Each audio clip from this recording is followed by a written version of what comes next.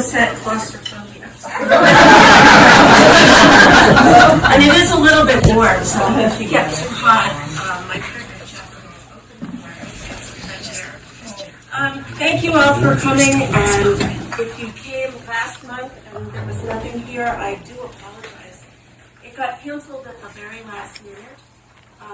No one was more surprised or upset than I, because I just done a ton of reading. But it was just an annual thing that now I'm aware of, that there's a faculty writing seminar here for that particular week. My name is Kathy Belcher Crow. I owe you a little bit of an explanation for that, because I've added the Crow to my name. I've been Kathy Belcher for the last 49 years. It was my married name. I was never crazy about it, even when I was happily married. And I tried to dig up some history about it and found out that my husband's family was related to the governor of Massachusetts. But it turns out he was a real scoundrel. So I've been divorced for the last 9 years and 359 days. I'm in a happy, wonderful relationship, and I just, for the last year and a half, I've been thinking, the Belcher doesn't fit me anymore. And I've been thinking about a pen name, because I'm a writer, and so Catherine, my given name is Kathy, C-A-T-H-I, not Catherine, but I thought Catherine's not too far off. People can still call me by what they know me as. And I love crows. I inherited a family, also called the murder of crows, when I bought my house. And they're like family. We talk to each other. I'm the crazy crow lady on my street. And so I took the name Catherine Crow. It kind of sounded nice, with an E on the end. And eventually I will get rid of the Belcher, keeping it in the center just so people know it's me. Yeah. So, so the last time we met was back in December. It was my annual gingerbread tea, and I had done a gingerbread house. It was a replica of this house. And at the very end, my partner asked a very good question that I did not know the answer to, and it was, what is the history of gingerbread houses? So I did a little research, and I found out that they actually date back to medieval days. But they were made with breadcrumbs mixed with honey, and they would mix it up into sort of a paste and mold it like clay, and they'd make little houses. And it was served as a palate cleanser at your castle if you were having nothing to do. And it was served between the dinner course and dessert while the plates were being cleared. And there were two reasons for it. One was there were no toothbrushes back then, and it kind of sweetened your breath. There was also no refrigeration, and so if you were feeling a little queasy from whatever they served you that had been sitting out in the kitchen for a while, the ginger is actually very good for your digestion. But then it spread to Germany and became really popular when Grimm's fairy tales came out, with Hansel and Gretel and the Little Cottage. And then in the 19th century, it jumped over to England. And they're just very popular everywhere. And I asked my AI assistant, how many gingerbread contests in the world are there? Or how many gingerbread houses? And it didn't know, but it did tell me that the Wilton Company, which makes cake supplies, they make 2 million gingerbread house kits in this country.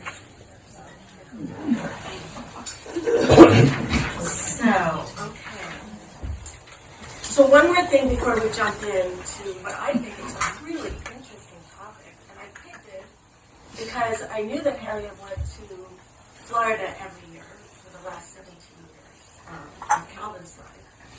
And I thought, well, it's cold, it's winter, let's talk about something warm. But what I didn't realize was how much information that there is on this topic of Harriet in Florida. So before I jump into that, I would just like to ask everyone to sign the guest book. The more names we have, and we have a lot of them today, the more funding I think we can show support for the house being open more. I also have descriptions of 3 different writing classes that I'm going to be giving this spring. If you're interested in any of them, They're on the middle table. Just sign up. You don't. It doesn't mean you're signing up for the class, but I'll send out more information to the talk. So I called today's talk Harriet as a 19th century influencer. We all are aware of influencers today, and she was very influential. She was way ahead of her time. Influencers have the power to affect people's buying power, purchasing power, and they use their knowledge and authority and their followings to gain interest with their audience. And Harriet influenced so many people, and we're only going to touch the tip of the iceberg on this talk. But I think, like I do, I think they'll have a newfound appreciation for Harriet because she never sat idly. Kathy, can everyone hear you? Yes? Double checking. Okay, thank you. So some of the things, she started out, obviously, as a writer. She became a travel writer, and that brought people down. She started the snowbird movement of northerners to the south. She changed the economic and political landscape of Florida, which at that time was the poorest state in the nation. This was right during Reconstruction time, and Florida was really in bad shape. And so all the northern people with their money coming down, starting schools and helping get things back on their feet, and she was greatly responsible for that. She was an environmentalist, she was a naturalist, she was an artist, and she was also an entrepreneur down there. So we're going to talk about each of those things a little bit, and I'm sure we'll go back and revisit this topic. So first of all, why did she go to Florida? Her husband, Calvin, was 9 years older than she was. He was getting frail, and the New England winters were really tough. They were living in Hartford, Connecticut. And they lived in a house that she had built, and I want to do a talk on this because this is, I would call Harriet's folly. Harriet built a house, not the one that she lived in the rest of her life and died in Hartford, but not far away. She built a huge mansion that rivaled Mark Twain's, and it needed 22 people to help run it and maintain it, and it was immensely expensive to heat in the winter. So going to Florida was one good reason she didn't have to heat it. But I think the story of them going to Florida really starts with their son, Frederick, who, let's see, this is Frederick in his Civil War uniform. And I have some pictures up here that are going to correspond to what I'm talking about, and you can come up later and look at them. But Frederick was the fourth of 7 children that she had, so he was right smack dab in the middle. And there's middle child syndrome, which is not, it's not a clinical diagnosis, but it does, middle children do have certain traits often, where they feel lost, they feel like the older ones get all the attention, the younger ones get spoiled, they're just kind of flopping around in the middle and not getting much of anything. And Frederick really felt that way. He was a very sensitive young man. When Harriet lost her youngest son, Frederick's brother, right before they moved here, this was in Cincinnati, and he died. He was 18 months old, and he died of the cholera. And the person who was most affected by that was Frederick. He was very sensitive. But he was always trying to get his mother's attention, and not very successfully because she was very busy. He was 10 years old when they moved to this house, and he was 12 when Uncle Tom's Cabin took off and became so popular. And Harriet, that first year that they were here, she was here with 6 children. One of them had just been born. Her husband had to go back to Cincinnati and left her here for a whole year by herself.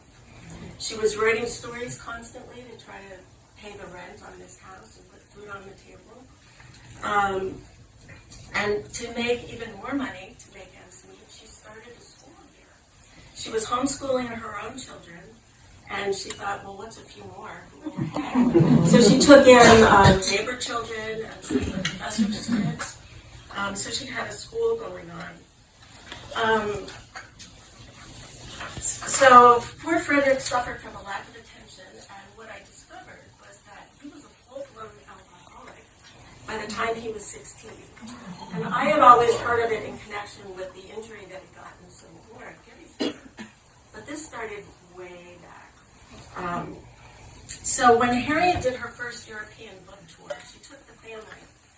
But Frederick was really having trouble with drinking.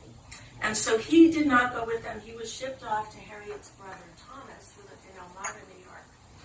And Thomas was a pastor, as were all her brothers. But he'd had a lot of success in dealing with people with addictions, with great success. And so Frederick went out there, and they put him in a spa for one of the water treatments, which were very popular, the water cures. And when you checked into one of these places, you drank copious amounts of water to help flush out your system.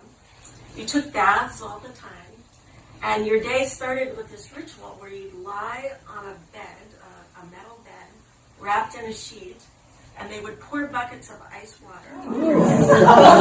And you'd lie there absolutely frigid, with your teeth chattering. But apparently what happens is that after a while of shivering so much, your body produces heat, and you start sweating like you're in a sauna. And so Frederick went through this with great success, and by the time that Harriet came back from the book tour, he joined the family. And he was doing really well until his older brother, Henry, who is here, he was in his freshman year at Dartmouth, and he was swimming in the Connecticut River with some friends, and there's a very dangerous current part of the river. And he wasn't able to make it to the other side. And so this put Frederick in a tailspin again. However, he once again recovered, and he accompanied Harriet and his siblings on the second European book tour. And he wrote letters back here to his father saying that he was very hopeful and optimistic for the future. He was trying to do something that would gain the notice of his mother, so she'd be proud of him. And he thought he might like to become a doctor. And he writes to his father that he's going to apply to Harvard Medical School when he gets back. And he does. He gets accepted. But he was not a good student. And he was called, his attendance there was called into question. He had to get his grades up. But he wanted to major in partying and carousing. He was very successful with that. So he left the school. And right at the time that Lincoln was calling for volunteers, he needed 7,500 volunteers for the war. And so Frederick enlists. And Harriet's very worried about this. She was not at all happy because she was concerned about the temptation of camp life, meaning that when he wasn't in the battle itself, he would be sitting around drinking. And so she goes down before he's stationed at Fort Rumney, which is near Washington, D.C., and she goes down there to give him a pep talk, and she said that he was in very high spirits, not high from spirits, but feeling optimistic. And she talks to the general and says, please don't put my son right in direct combat. So he was protected a little bit. But this was November of 1862. She was in D.C., and this was the trip where she goes to the White House and meets Lincoln, and she wants to talk to him about making sure he signs the proclamation. So, and that's when it is said, if you've heard, it said that Lincoln said, "Oh, so you're the little lady who started this great war." That was the trip that this might have happened, but probably not. Her son, actually, his name is Charles Beecher, Charles Stowe. He's the baby that was born in this house the summer that she arrived. And when he grew up, he wrote this biography of his mother. This is a primary source. He wrote it with his son, and the only place that phrase from Lincoln appears is in this book. None of the letters that she wrote about the time down there with Lincoln does that ever come up. So it was a good soundbite, and maybe she remembered it afterwards, but we think that it probably didn't happen. Anyway, Army life was the highlight of Frederick's life. He was doing really, really well. And then he was in the Battle of Bull Run. Things turned, and he started drinking again. And Harriet knew the general, who had some influence. And unbeknownst to him, thank goodness, because I don't think he'd appreciate his mother meddling, but he got him taken out of direct combat. He spent a lot of time as a captain near the Potomac. And it was part of the general's staff. But that all changed when he had to go to Gettysburg. And during that battle, this is when his drinking really started up, because a piece of shrapnel landed in his inner ear. And they were never able to get it out. So he lived. He had a very short life, and we don't know when or where or how he got it. And I'll get into that a little bit. But because he was in such pain, he was not in the war anymore. He came back home, lived with Harriet, and she started writing. She was the first person to write about how alcoholism is a disease and not some moral failing. And she's trying to think of something he can do. So she hears, this is after the war, Reconstruction, the South needs a lot of help. She's able to buy a cotton plantation very inexpensively, and she thinks this might be a good project for him. It'll keep his mind on it. It will employ former slaves.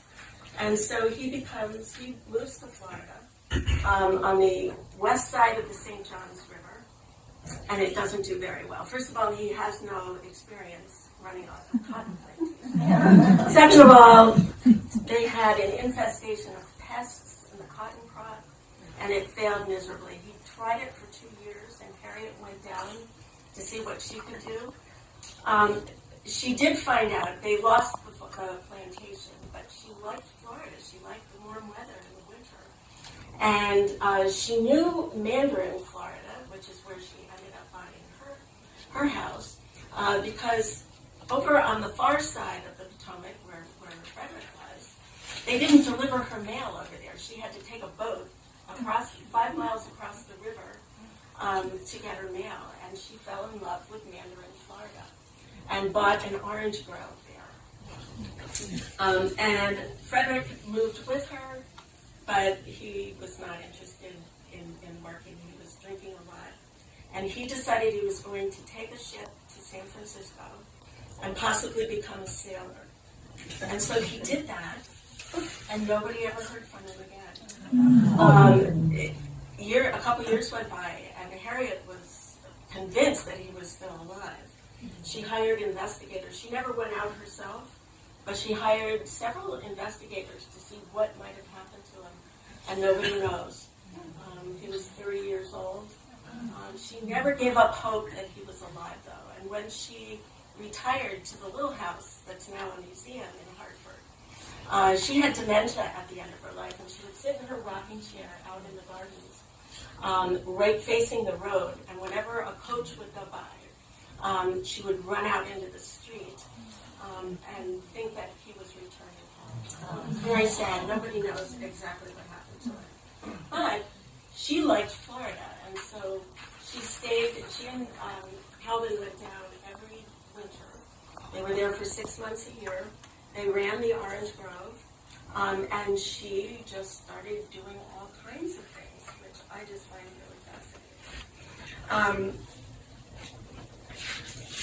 These were, and you would think maybe that Harriet Beecher Stowe, who wrote Uncle Tom's Cabin and got so much hate mail from people from the South and plantation owners, that this might not be the best place for her to go. But these were the philanthropic years where people from the North who had money or education or influence would go down and try to see what they could do to build the state back up. And she wrote in 1873 to a friend of hers in a letter, she said, "I came to Florida the year after the war and held land in Duval County ever since. And in all this time, I have not received even one incivility from any native of the Florida." She wasn't entirely welcomed by everyone, but she never had a problem with that. So the plantation that she bought was an orange grove. It was 30 acres, one of its notable landmarks was this huge live oak tree that was really beautiful. And it was kind of unusual for a woman back in the 19th century to buy property, let alone a whole orange grove. But she had a lot of the money. She became very wealthy from the sale of Uncle Tom's Cabin. And she capitalized on the Homestead Acts, which were set up by the government, that gave women, black people, freed slaves, and anyone who was deemed loyal to the Union, you could get land at a very low price. So she bought the 30 acres. And today the house does not exist. Sadly, it was torn down, I think, in 1916. There's some pictures here of the house. It really was very pretty. She spent a lot of her time there writing. She was always the writer. And one of the things that she did, because she was so taken by Florida, was she wrote travel articles, and she published them in magazines and newspapers. She published them in a book. This is one of them. It's called, these were the books, actually, I wanted to show you that I used to research this topic. This one's called Palmetto Leaves, and it's full of her travel articles, not all of them. Another book is called Calling All Yankees to Florida. It's about Harriet's time down south in Florida. This one is fascinating. It's called The Beecher, Stowe's, and Yankee Strangers and the Transformation of Florida. And here's her house on the cover. And then there's this book, if you like a good read, I love this. I gave a talk on this here a number of years ago. It's called The Summer of Hummingbirds. And it has a lot about the years that she was in Florida, but it's called Love, Art, and Scandal. Really juicy. In the intersecting worlds of Emily Dickinson, Mark Twain, Harriet Beecher Stowe, Martin Johnson Heed, and a whole range of other people. It's a fascinating book. So I got a lot of information from there. She wrote a weekly column in the Christian Union, and she urged readers to come down south. She pleaded with them. She said, this fine land is now on the market so cheap that the opportunity for investment should not be neglected. And I'm sure that she is very sorry she wrote this sentence. She says, to all who want warmth, repose, ease, freedom from care, come sit on our veranda. She's sorry she said this. So from this biography that her son wrote, there's this little excerpt that I want to read to you. He describes the house that they were living in, and he said, no one who has ever seen it, can forget the peaceful beauty of her Mandarin winter home. Here on the front piazza beneath the grand oaks, looking out on the calm, sunlit river, Professor Stowe, and this is Kelvin right here at this stage in life, Professor Stowe enjoyed the absolute peace and restful quiet for which his scholarly nature had always longed. At almost any hour of the day, the well-known figure with a snow-white patriarchal beard and a kindly face might be seen sitting there with a basket of books, many of them in dead and nearly forgotten languages, close at hand.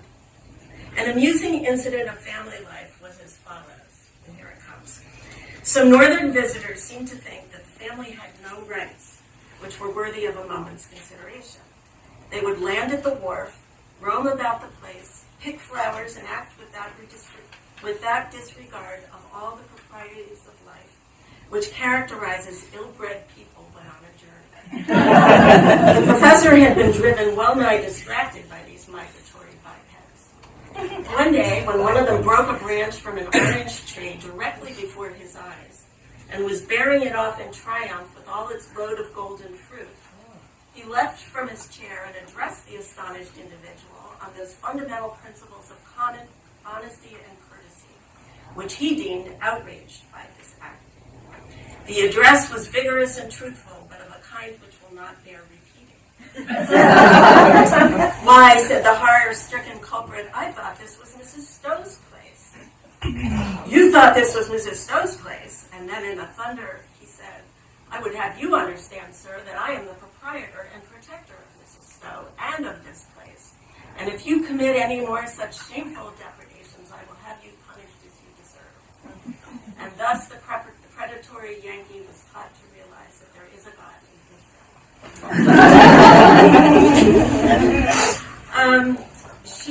She praised her peers to applying the habits and industries of New England and on the Floridian soil. She wanted as many people from the north to come down and help improve things. She called it the Mediterranean of the South. Readers were very compelled to move there based on her suggestions, and also the fact that she made a profit of $1,500 a year from her little orange grove. That would be around $34,000 today, so she didn't get rich from it, but it helped. She was very fair in her portrayal, though. She got a lot of letters from people asking, well, this one woman said, well, Mrs. Stowe, should I move there? Should I move to Florida? And she said, I can't tell anybody what to do. You know what your circumstances are. It's very nice. We have flowers blooming all year long. But sometimes in the winter it's cold. And sometimes it is so hot that you can barely breathe. And there's snakes and there's crocodiles and spiders. So you have to make up your own decision. Another thing that she did there, and she did it a lot, was paint. She was an excellent landscape painter. She did it here. We have, there's quite a few paintings that she did of Harpswell and the islands down there. While she was in Florida, she painted these. And instead of doing landscapes horizontally like they usually are, she did them very tall. And these are famous. I think this particular painting is at her house in Hartford. She thought that oranges represented the New South, so she painted them all over. She sold her paintings for various causes. She was self-taught with her painting, but it was much more than a hobby for her. Although it's often overlooked, writers and historians don't usually talk about her as a painter, mainly because it felt sort of under the gender norms of the day. This was something nice that ladies did in their spare time. They would paint landscapes and still life paintings. They were not all that well respected, but the men did much more serious painting of historical things and human forms. But people didn't really talk about this but she did a lot of it. She writes in 1880 to a friend, she said, "My part this winter has been painting orange trees as they look in our back lot, loaded with clusters of oranges, green and ripe with blossoms. I've painted them as they look against the blue sky. A great orange tree hung with golden balls closes the prospect from my window. The tree is about 30 feet high and its leaves fairly glisten in the sunshine." She spent a lot of time outside. She was a naturalist, and she had nature journals, and she painted and drew from nature. But she was not unaware of how her calling everyone down to Florida and starting the tourism industry, she was very much aware of how it also endangered the nature, the wildlife and the habitat, and she wrote a lot about it. But she was always writing, in whatever she was writing, she would mention the types of flowers and the types of trees. She was very knowledgeable about it. And here, I'm just going to read you a little bit, a paragraph about how she was concerned. This is from an article she wrote called "Protect the Birds."